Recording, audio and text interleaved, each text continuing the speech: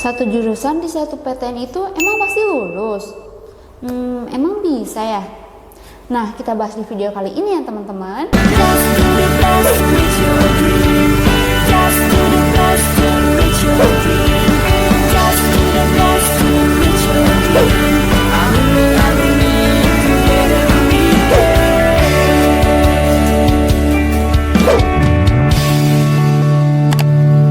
Halo teman-teman, balik lagi nih bareng Kak Ara di GP Media Channel.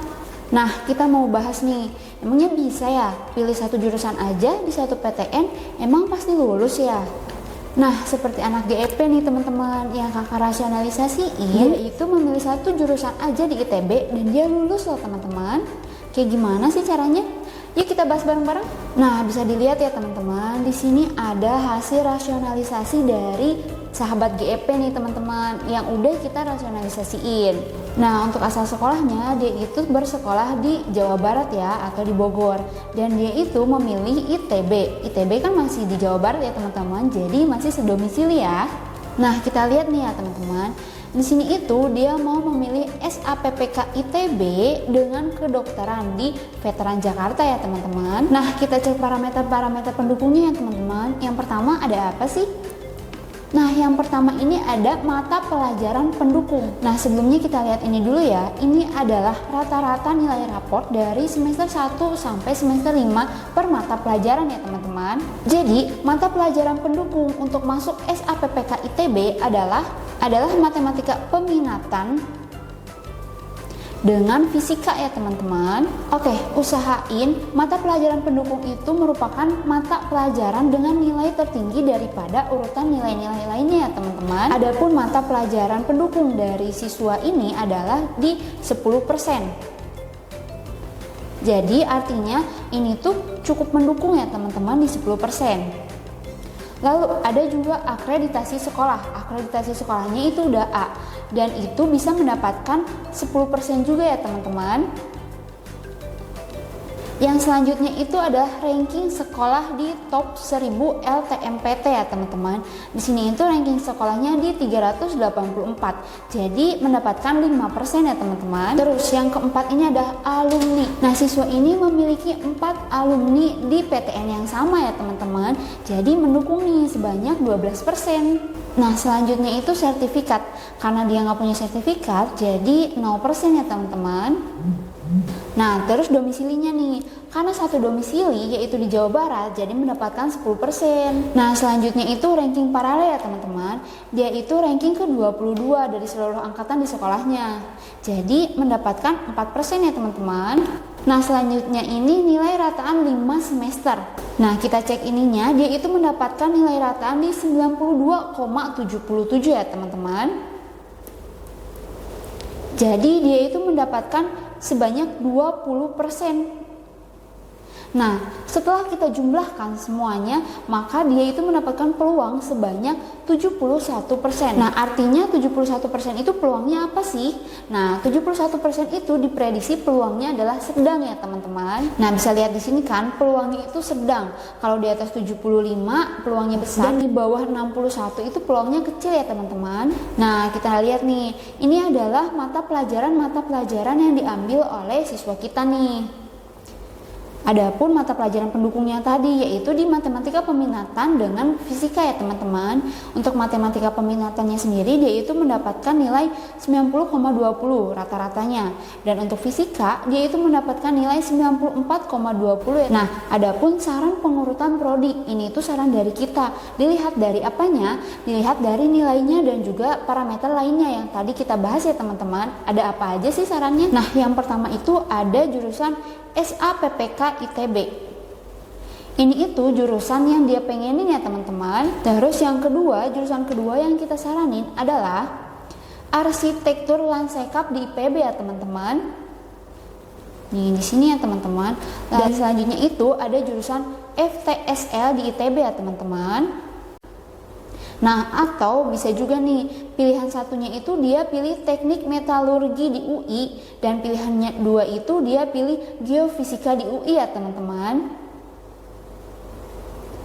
Nah, ada saran lain nih dari kita, yaitu prodi lain di bidang fisika atau kimia pada PTN sedomisili. Kenapa? Karena mata pelajaran fisika dan mata pelajaran kimia ini dia itu mendapatkan nilai tertinggi dari mata pelajaran lainnya, teman-teman. Makanya kita saranin jurusan yang di bidang fisika ataupun kimia. Nah, selanjutnya nih, pertimbangan penentu SNBP di SAPPK ITB. Nah, ada apa aja sih? Nah, daya tampungnya itu ada berapa sih? Ada di 81 orang ya, teman-teman. Terus untuk keketatannya itu di 9,77%. Ini masih ketat tapi sedikit longgar ya, teman-teman. Terus di nilai rataan minimumnya itu di 88,66. Sedangkan siswa kita ini tadi mendapatkan 92,77. Jadi bisa dibilang NRM-nya itu melebihi NRM yang dibutuhkan SAPPK di ITB ya, teman-teman. Nah, akreditasinya ini masih unggul nih, teman-teman, di tahun 2023. Nah, adapun strategi pemilihan jurusan ini yang tadi kita bahas ya. Yang pertama ini ada SAPPK ITB, lalu yang kedua ini ada arsitektur lanskap di IPB, lalu opsi ketiga ini ada FTSL di ITB. Nah, yang keempat ini ada yang ke-1 teknik metalurgi di UI dan juga geofisika di UI ya, teman-teman. Nah, adapun opsi kelimanya itu prodi lain di bidang fisika maupun kimia di PTN sedomisili ya. Nah, kita bahas nih perkembangan mata pelajaran pendukung siswa kita ya. Nah, berdasarkan grafik perkembangan nilai mata pelajaran pendukung pada semester 1 hingga 5 ini diperoleh bahwa nilainya cukup mendukung karena tidak ada yang turun signifikan dan tidak ada yang naik signifikan di luar batas kewajaran. Mata pelajaran pendukung untuk pilihan jurusan ini cukup memadai. Nah, sekarang kita bahas nih SNBP kedokteran di veteran tadi ya. Kan pilihnya antara SAPPK ITB atau kedokteran di veteran ya, teman-teman. Nah, kita lihat nih parameternya, parameter penilaiannya. Yang pertama itu ada mata pelajaran pendukung. Ini itu nggak sesuai. Kenapa sih nggak sesuai?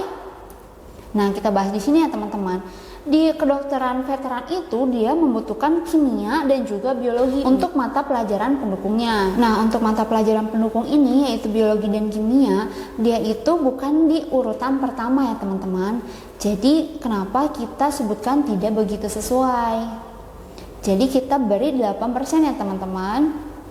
Terus akreditasi sekolahnya juga masih sama, masih A di 10%, dan ranking sekolahnya itu masih di 384. Jadi kita masih ngasih 5% ya, teman-teman. Lalu alumninya, nah sayang banget nih di sini alumninya hanya ada 1 orang saja. Jadi kita beri 5% ya, teman-teman. Nah, sertifikatnya karena dia tidak punya sertifikat, maka kita beri 0%.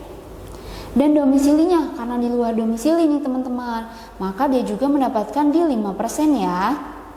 Lalu ranking paralelnya karena dia mendapatkan 22 ranking, maka kita beri 4% ya, teman-teman. Nah, untuk nilai rataan 5 semesternya itu di 20% karena di 92,77 tadi ya, teman-teman.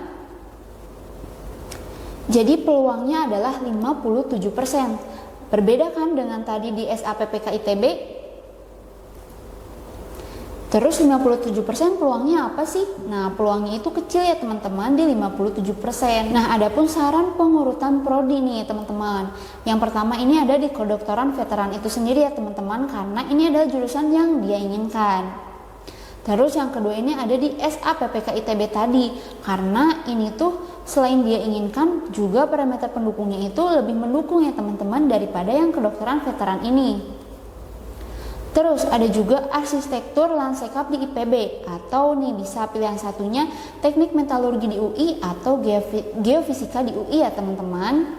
Atau bisa juga prodi lain di bidang fisika maupun kimia pada PTN sedomisili ya, teman-teman. Nah, kita lihat nih pertimbangan penentu SNBP kedokteran di veteran ya.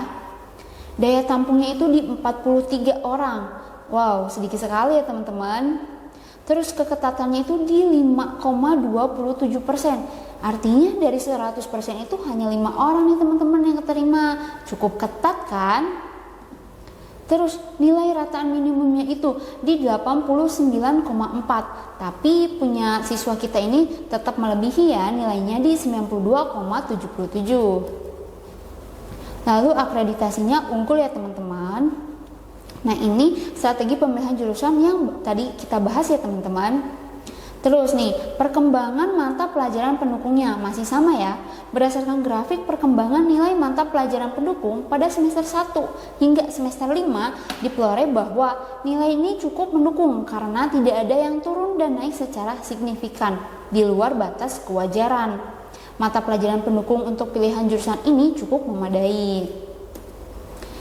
Nah, ini saran prodi. Jurusan lain yang bisa dipilih di bidang fisika, kimia, atau matematika minat berdasarkan pilihan jurusan yang dituju, alumni pada PTN, serta parameter lainnya. Maka diurutkan pilihan di bawah ini berdasarkan keketatan dan NRM-nya. Peluang lolos SNBP akan lebih besar jika kamu prioritaskan jurusan dan PTN yang terdapat alumni dari sekolah kamu. Perlu dicatat ya teman-teman, prioritaskan jurusan dan PTN yang terdapat alumni dari sekolah kamu. Ini perlu dicatat banget nih teman-teman, karena ini merupakan faktor yang cukup penting ya. Nah, yang pertama nih adalah kedokteran UPN Veteran Jakarta nih teman-teman. Lalu yang kedua ada SAPPK di ITB dengan keketatan 9%. Dan NRM-nya itu di 88,66.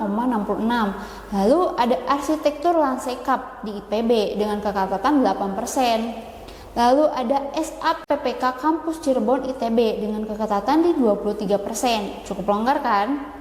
Lalu ada juga FITB di ITB dengan keketatan 37%. Lalu ada FTSL ITB dengan keketatan 37%. Ada juga Teknik Kimia UI dengan keketatan 8,18%. Dan ada juga Teknik Metalurgi UI dengan keketatan 12,20%. Lalu ada Geofisika UI dengan keketatan 14,10% dan Geografi UI dengan keketatan 15,50%. Dan terakhir ada FMIPA di ITB ya teman-teman. Nah, ini merupakan saran-saran prodi dari kita sesuai dengan keketatan dan juga NRM yang bisa dipenuhi oleh siswa kita ya teman-teman. Nah, ini nih kita analisis nih teman-teman. Berdasarkan komponen penilaian SNBP 2024, kamu memiliki peluang lolos yang sedang di SAPPK ITB. Sedangkan untuk jurusan kedokteran di UPN Veteran Jakarta, kamu memiliki peluang lolos yang kecil. Nah, berdasarkan faktor penimbangan penentu SNBP, nilai rataan total kamu sudah mencapai nilai rataan minimum yang diminta oleh jurusan kedokteran UPN Veteran Jakarta maupun SAPPK di ITB. Nilai rata-rata keseluruhan kamu lebih tinggi 4,11 dari NRM yang diminta SAPPK ITB dan lebih tinggi 3,37 dari NRM yang diminta jurusan kedokteran di UPN Veteran Jakarta. Nah, nilai rata-rata keseluruhan kamu adalah 92,77 nih ya teman-teman. Sedangkan RNM yang diminta oleh SAPPK ITB adalah 88,66 dan NRM yang diminta oleh jurusan kedokteran UPN Jakarta adalah di 89,4. Nah, tren rapor kamu juga sangat stabil dari semester 1 sampai semester 5. Tidak ada nilai yang turun atau naik secara signifikan teman-teman. Nah, berdasarkan jurusan SAPPK ITB, nilai relevan sebagai mata pelajaran pendukung adalah nilai fisika dan matematika minat. Nah, peluang diterima pada jurusan yang dipilih akan lebih besar jika mata pelajaran pendukung jurusan tersebut adalah nilai rataan tertinggi yang kamu miliki di antara seluruh mata pelajaran. Nilai rataan fisika kamu berada pada urutan kedua nilai tertinggi, sedangkan matematika minat berada pada urutan ke-12 tertinggi. Nah, berdasarkan analisis ini, kamu cukup berpeluang lolos di SAPPK ITB dengan juga menimbang berbagai parameter penilaian lainnya. Nah, berdasarkan jurusan kedokteran di UPN Veteran Jakarta, nilai yang relevan sebagai mata pelajaran pendukung adalah nilai biologi dan kimia. Nilai rataan biologi kamu ini berada di urutan ke-9. Sedangkan untuk mata pelajaran kimia ini berada di urutan kedua. Berdasarkan analisis ini, kamu memiliki peluang yang cukup untuk lolos di kedokteran UPN Veteran Jakarta. Akan tetapi harus mempertimbangkan parameter lainnya dalam menentukan tingkat peluangnya.